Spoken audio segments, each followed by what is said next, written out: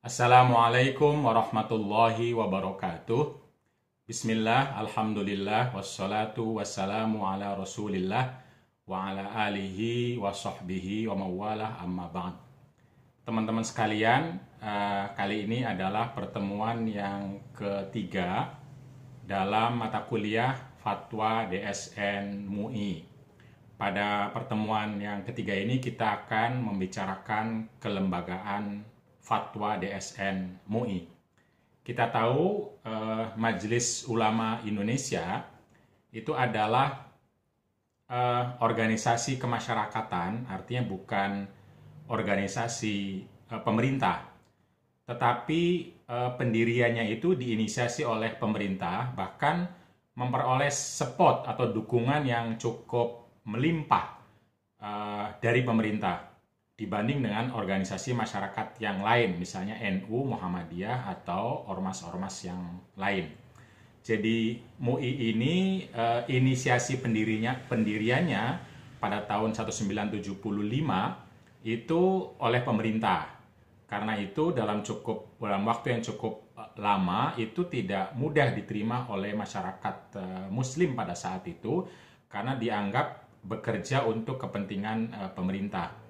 Jadi pada tahun 75 tersebut ada pertemuan sekitar 53 orang yang disebut sebagai Musyawarah Nasional pertama MUI pada bulan Juni tanggal 25 sampai tanggal 27, dan pada tanggal 26-nya kemudian didirikanlah MUI atau Majelis Ulama ini. Ada 53 orang dari berbagai daerah dan juga mewakili ormas-ormas yang penting di Indonesia, terutama tentu saja NU, Muhammadiyah, Persis, Perti, Ittihadiyah, dan lain sebagainya. Dan juga ada wakil dari, di samping wakil daerah, wakil ormas, juga wakil pembinaan rohaniawan Islam dari TNI, baik Angkatan Darat dan lain sebagainya. Ketika berkumpul, lalu hadirlah yang disebut sebagai MUI itu. Nah, MUI ini tujuannya secara umum tentu saja ketika didirikan itu ada 4. Pertama, tujuan terkait dengan umat Islam. Umat Islam artinya memberi nasihat-nasihat keagamaan, ceramah, pelajaran-pelajaran keagamaan kepada umat Islam secara umum, atau menjawab pertanyaan-pertanyaan fatwa kepada umat Islam. Yang kedua, berarti ini umat Islam. Yang kedua adalah pemerintah. Jadi MUI memang didirikan untuk menjawab atau merespon keinginan, harapan, pertanyaan, atau nasihat kepada pemerintah terkait dengan isu-isu keagamaan atau Islam. Yang ketiga adalah dia menjadi jembatan antara pemerintah dan umat Islam. Jadi ketika pemerintah punya harapan atau punya keinginan atau ingin melakukan sesuatu kepada umat Islam, maka jembatannya, penghubungnya adalah MUI. Yang keempat adalah penghubung atau jembatan antar berbagai ormas yang disebut sebagai persatuan umat Islam itu. Jadi antar ormas ini ketika ingin berelasi, berhubungan, menyatukan diri dan lain-lain, salah satu penghubungnya adalah MUI. Itulah tujuan dari didirikan MUI pada tahun 1975. Tentu saja dalam perkembangannya mengalami berbagai dinamika, tetapi yang paling signifikan dari MUI itu adalah apa yang disebut sebagai produk fatwa itu, yang dikeluarkan oleh komisi khusus yang disebut sebagai komisi fatwa. Jadi ada fatwa yang dikeluarkan oleh MUI yang tentu saja dalam fatwa itu telah diterbitkan panduannya, polanya, tetapi dalam kajian Pak Ato Mudhar misalnya, bahwa pola dan pendekatan fatwanya MUI itu dalam kajian beliau dari tahun 1975 sampai 1989, fatwa-fatwa yang keluar itu ternyata tidak konsisten. Apakah harus merujuk Quran, hadis ijma' qiyas, atau langsung hadis, atau langsung fikih, atau bahkan tanpa itu semua langsung diktum, langsung keputusan. Ternyata beda-beda polanya, jadi tidak konsisten, walaupun panduannya tentu saja sudah ada, dan panduannya jelas, tegas, bagaimana yang pertama harus memperhatikan berbagai perbedaan fikih, misalnya merujuk kepada kitab-kitab fikih Syafi'iyah pada awalnya, lalu kemudian berkembang agak fleksibel, tentu saja. Lalu ketika ada teks yang tegas, katanya dari Quran nggak boleh nggak boleh berbeda, begitupun hadis. Lalu pada perkembangannya juga ada penekanan terkait dengan kaidah-kaidah fikih, lalu keluar dari perbedaan madhab, lalu juga menjawab dengan kepentingan kemaslahatan umum. Nah, dalam kajian Pak Ato Mudhar terkait dengan fatwa-fatwa MUI itu, ternyata ada 4 faktor di sana katanya.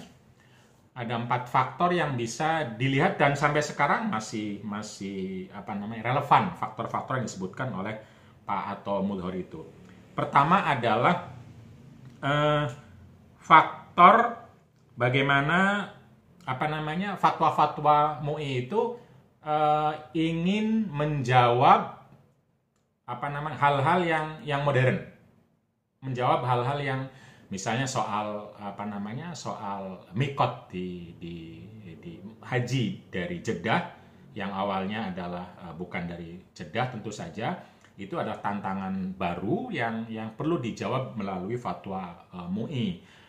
Atau faktor lain untuk menjawab kepentingan atau keinginan pemerintah, misalnya soal KB, penggunaan kontrasepsi dengan berbagai jenisnya. Atau faktor lain katanya adalah ingin diterima oleh masyarakat Muslim. Jadi karena itu fatwa-fatwanya sebisa mungkin adalah mengikuti logika publik umat Islam secara umum di Indonesia.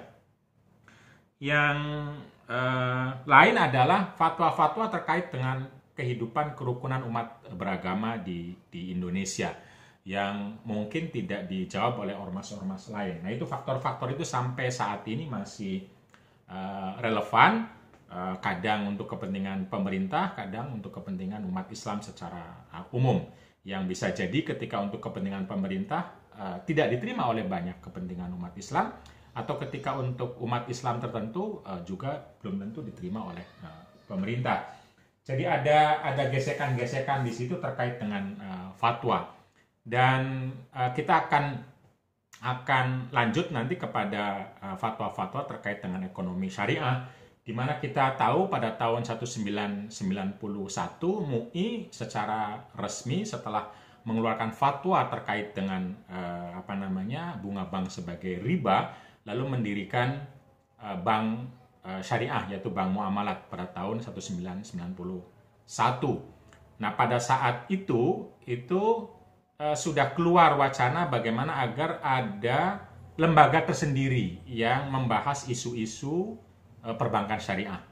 Tapi belum sempat dibentuk, jadi fatwa ini dulu ya untuk semua hal, fatwa-fatwa sosial, politik, makanan, minuman, termasuk ekonomi syariah itu dikeluarkan oleh Komisi Fatwa. Nah, sekarang dibagi 2. Komisi Fatwa itu untuk hal-hal yang selain isu ekonomi. Nah, untuk isu ekonominya ditangani secara khusus oleh DSN, Dewan Syariah Nasional. Ini secara resminya DSN itu sejak tahun 1998 dibentuk dan diresmikan oleh MUI. Fatwa-fatwa yang berkaitan dengan perekonomian syariah itu dikelola langsung, dikeluarkan oleh DSN, bukan oleh Komisi Fatwa, Dewan Syariah Nasional. Nah, DSN ini kemudian dia mengeluarkan fatwa. DSN tentu saja sebagai kelembagaan adalah lembaga yang di bawah MUI. Kan itu disebut sebagai fatwa MUI DSN atau fatwa DSN MUI. Jadi dia di bawah MUI, yang secara operasional lalu dititipkan kepada Dewan Pengawas Syariah. Dewan Pengawas Syariah ini didirikan untuk mengawasi penerjemahan fatwa-fatwa DSN itu pada tingkat perbankan, LKS, Lembaga Keuangan Syariah. Dari setiap satu unit LKS misalnya itu harus ada DPS, Dewan Perbankan Syariah, yang memperoleh mandat dari DSN untuk memastikan fatwa-fatwa ditaati oleh LKS. Nah, fatwa DSN MUI sebagaimana fatwa secara umum itu kita tahu fatwa itu tidak mengikat, baik dalam konteks agama Islam fikih misalnya, fatwa itu tidak mengikat seseorang, tidak mewajibkan orang untuk mentaati atau ditaati, karena seseorang bisa cari fatwa lain.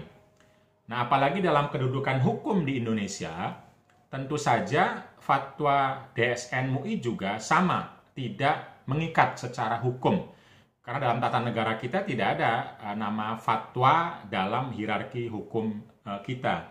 Jadi fatwa MUI sebagai status hukum di Indonesia itu tidak mengikat siapapun, baik warga negara maupun pejabat hukum seperti hakim, jaksa, polisi atau siapapun, itu tidak punya ikatan atau kewajiban untuk mengikuti fatwa MUI. Kenapa? Karena fatwa memang tidak mengikat siapapun. Dia seperti legal opinion, pandangan hukum. Jadi kalau ada sengketa dalam pengadilan misalnya, fatwa MUI bisa dibawa sebagai pendapat ahli, sebagai legal opinion, sebagai pendapat hukum. Bisa memperkuat, tetapi dia tidak mengharuskan seorang hakim untuk merujuk kepada fatwa tersebut, tapi bisa dipakai, boleh dipakai. Jadi istilahnya fatwa MUI itu aspiratif atau konsultatif. Aspiratif artinya ya aspirasi hukum yang keluar dari orang ahli terkait dengan isu tertentu, tetapi tidak mengikat, tidak mewajibkan seorang polisi atau jaksa atau hakim untuk memakainya. Nah, karena itu lalu agar supaya dia mengikat itu bukan fatwanya, tetapi kemudian fatwa DSN dikerjakan atau dikelola oleh KPS, oleh Komite Perbankan Syariah. Tentu saja beberapa produk fatwa ini sudah disinggung oleh produk-produk hukum kita, hukum positif ya, sejak mulai tahun 1998 ketika ada perubahan Undang-Undang Perbankan Umum nomor 10 tahun 1998 itu sudah mulai menyinggung terkait dengan bank bagi hasil. Tetapi lebih signifikan lagi ketika ada perbankan syariah, Undang-Undang Perbankan Syariah pada tahun 2008 nomor 21. Jadi fatwa-fatwa diadopsi oleh undang-undang. Ketika sudah diadopsi maka kekuatan hukumnya ada pada undang-undang. Jadi fatwa DSN MUI ini sangat mungkin untuk dikelola oleh Komite Perbankan Syariah yang ada di BI, lalu kemudian Bank Indonesia, lalu kemudian keluar sebagai peraturan Bank Indonesia. Dan itu banyak, terutama terkait dengan produk-produk keuangan syariah itu harus merujuk kepada fatwa DSN. Nah, keluarnya melalui PBI atau KPS atau peraturan Menteri Keuangan misalnya, itu jadi mengikat, mengharuskan seorang untuk terikat kepada peraturan tersebut. Tapi sebagai fatwa DSN dia tidak mengikat karena dia tidak berada dalam hierarki hukum di Indonesia. Tetapi prakteknya dipakai tentu saja, tapi dipakai melalui produk-produk undang-undang yang lain. Nah, itu kira-kira status hukum secara umum dari fatwa DSN MUI. Yang kemudian melalui berbagai peraturan di Indonesia, baik dari Bank Indonesia, dari kementerian atau kepala pengembangan modal misalnya, pasar saham dan lain-lain. Peraturan-peraturannya beberapa merujuk kepada fatwa MUI, dan fatwa MUI lalu menjadi kekuatan hukum positif setelah diadopsi oleh lembaga-lembaga yang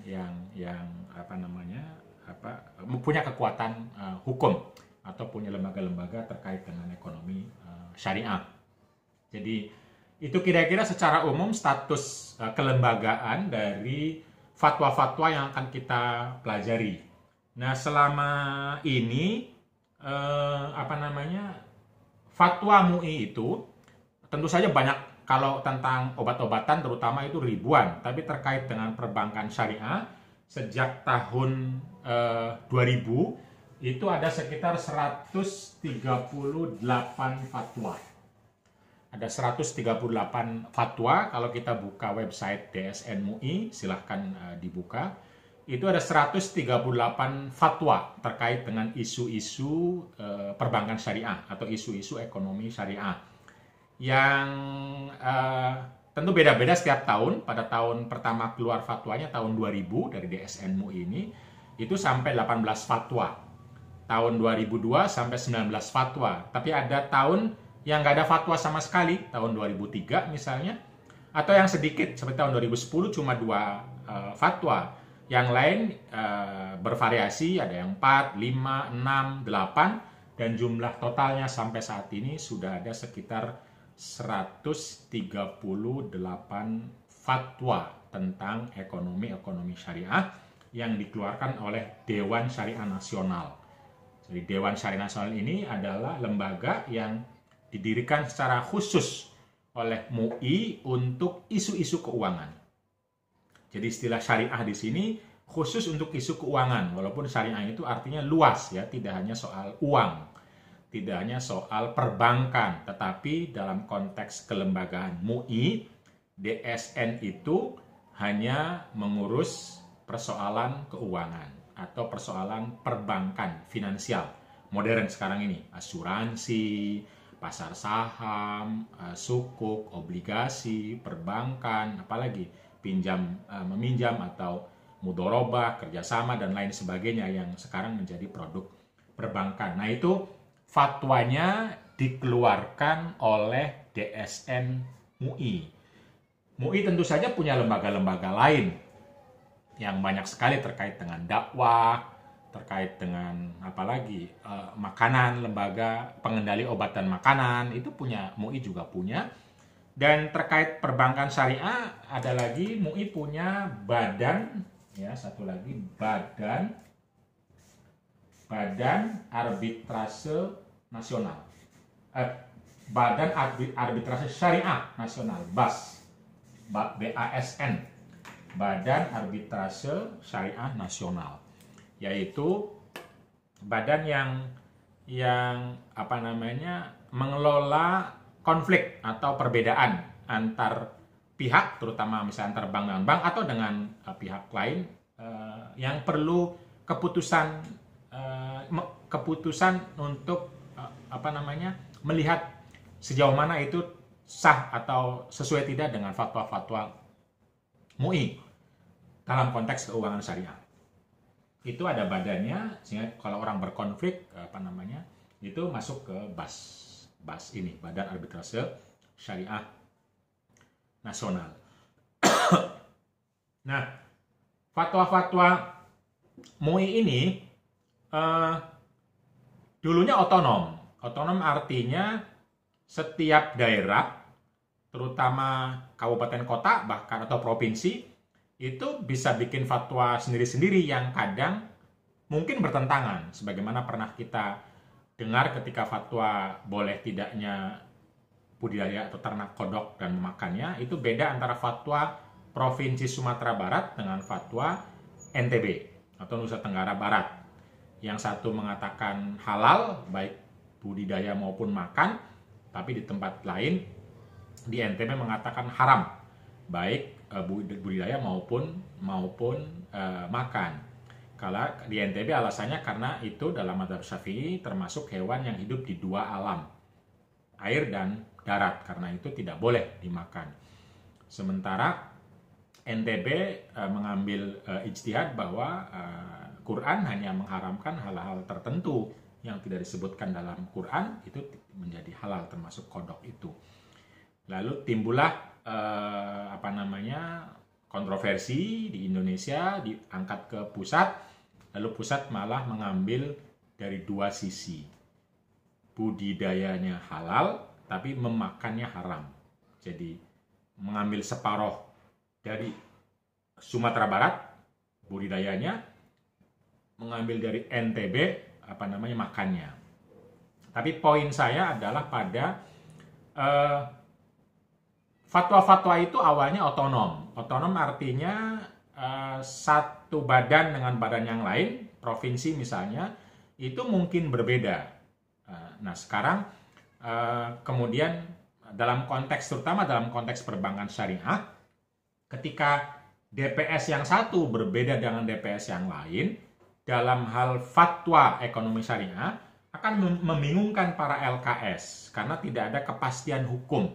Ketika terjadi konflik, perbedaan antara satu LKS dengan LKS lain, atau antara individu yang punya persoalan ekonomi syariah dengan individu yang lain, itu menjadi kesulitan. Maka kemudian diputuskan melalui DSN itu bahwa fatwa itu bersifat sentral. Jadi fatwanya hanya dikeluarkan oleh DSN, yang lain mengikuti. MUI manapun harus mengikuti fatwa DSN MUI untuk memastikan kejelasan pandangan, kejelasan hukum yang bisa dipakai oleh para LKS. Jadi DPS, Dewan Pengawas Syariah, itu lalu tugasnya hanya mengawasi, bukan memproduksi fatwa. Mengawasi sejauh mana fatwa DSN ini diterapkan oleh LKS. Jadi itu organisasi atau kelembagaan fatwa DSN dalam MUI ini sebagai bahan awal kita untuk melihat bagaimana fatwa-fatwa ini ada diproduksi lalu mempengaruhi kehidupan perekonomian, terutama perbankan syariah. Jadi dikeluarkan oleh DSN MUI, lalu kemudian dioperasionalkan melalui DPS untuk LKS.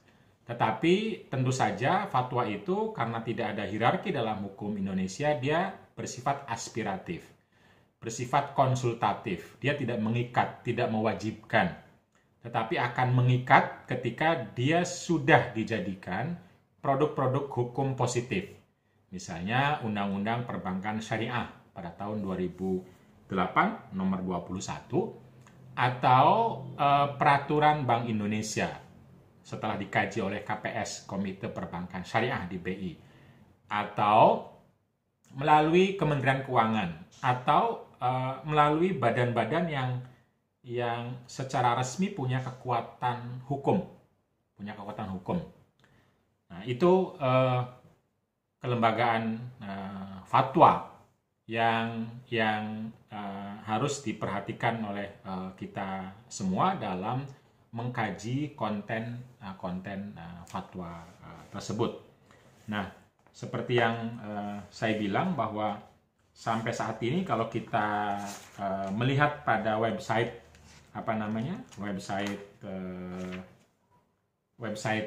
DSN MUI, itu sudah ada sekitar 138 yang dalam berbagai kajian itu produk fatwanya, metodologinya beda-beda. Metodologi istimbatul ahkamnya itu beda-beda. Beda itu artinya ada yang banyak merujuk ke Quran, ada yang hadis, ada yang kaidah fikih. Tapi secara umum kaidah fikih banyak mewarnai di hampir setiap fatwa.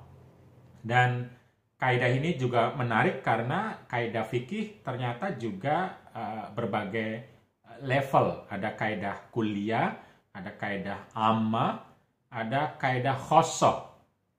Jadi fatwa-fatwa MUI ini nanti bisa dilihat bagaimana pengaruh kaidah-kaidah fikih terhadap fatwa-fatwa MUI. Karena fatwa MUI ini secara umum ingin mempraktekkan seluruh produk-produk perbankan konvensional yang ada di produk perbankan konvensional dalam bentuk apapun, tapi yang kira-kira tidak terkait dengan bunga. Jadi semua produk yang ada di perbankan konvensional dipraktekkan dengan mencoba menghilangkan bunganya. Nah, karena itu fatwanya ya akan banyak. Nah, semua hal terkait dengan kerja-kerja bank. Baik bank sebagai mediator antara orang yang menaruh uang sama orang yang ingin menggunakan uang bank. Baik individu maupun perusahaan-perusahaan. Atau ketika bank berhubungan dengan bank lain, itu juga ada produknya, misalnya untuk menutup hutang, membeli hutang bisa jadi ya, atau mengambil alih proyek dan lain sebagainya.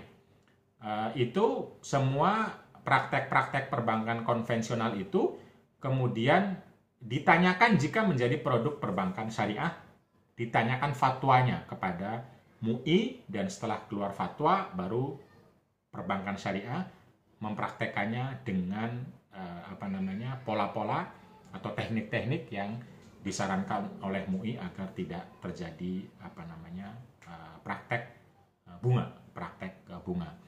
Begitupun ketika sekarang ada pasar saham, maka bagaimana pasar saham ini, pasar saham, obligasi, bahkan apalagi ya, sekarang ada trading forex lagi, bagaimana uang asing diperjualbelikan satu sama lain melalui internet. Juga ya fatwa MUI keluar untuk memungkinkan praktek ini ada, tapi yang kira-kira tidak ada bunganya seperti apa gitu loh. Nah, karena praktek keuangan modern ini banyak sekali, maka tentu saja MUI akan terus dituntut untuk memproduksi fatwa-fatwanya terkait dengan keuangan modern. Nah, mungkin nanti ada Bitcoin lagi. Saya nggak tahu Bitcoin sudah difatwakan belum oleh DSN MUI, jual beli Bitcoin atau membeli barang dengan Bitcoin dan lain sebagainya. Dan tentu saja semakin ke depan akan semakin kompleks, semakin rumit, dan semakin banyak memerlukan fatwa dan jawaban dari DSN MUI. Itulah kelembagaan fatwa DSN MUI yang memproduksi fatwa-fatwa, mengeluarkan, beristihad tentu saja dengan dalil Quran, hadis, kaidah fikih dan lain sebagainya. Lalu operasionalnya diawasi oleh DPS ketika dilakukan oleh para LKS, lembaga keuangan syariah, dan dia akan mengikat semua orang, warga negara, baik pejabat hukum maupun warga negara atau perusahaan ketika sudah diadopsi oleh lembaga-lembaga negara seperti BI, Menteri Keuangan, atau Kepala Penanaman Modal dan lain sebagainya. Terima kasih. Kita akan bertemu lagi pada pertemuan yang keempat. Nanti kita akan masuk kepada salah satu produk fatwa MUI terkait dengan keuangan atau perbankan syariah. Sampai ketemu di pertemuan yang keempat. Wassalamualaikum warahmatullahi wabarakatuh.